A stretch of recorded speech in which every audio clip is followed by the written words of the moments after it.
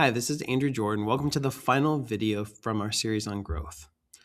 One of the hardest parts of being an entrepreneur is that it can be really lonely. Even when you have a team, it's easy to feel like all the weight is on your shoulders because ultimately it is. Your employees don't really get what it's like, and your spouse is your life partner, not your business partner. I see this especially with managed service providers.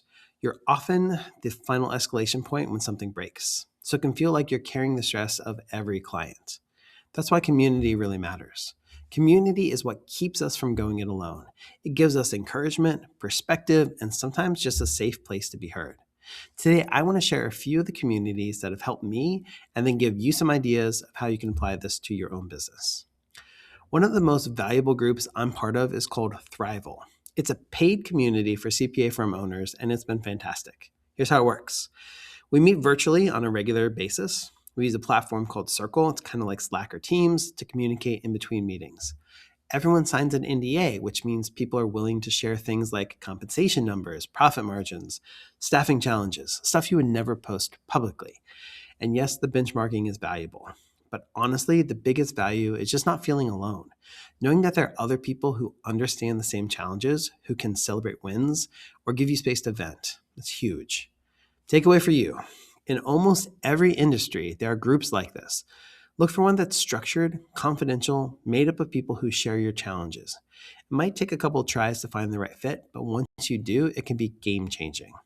If you're in the MSP world, look for a peer group where owners share numbers, staffing challenges, and what's working with enough trust that people can be real. In 2019, I went through the American Institute of CPA's Leadership Academy. That was just 1 week, but the relationships from it have lasted for years. We still meet monthly for a call, and every June we reconnect in person at a conference. That annual event is the biggest recharge for me. Encouragement, new ideas, connections with people who get it. Takeaway, consider a leadership program inside or outside of your field. They're not just one-time events. They can become long-term communities that can keep you grounded and inspired. I also have a CPA friend in Kansas City.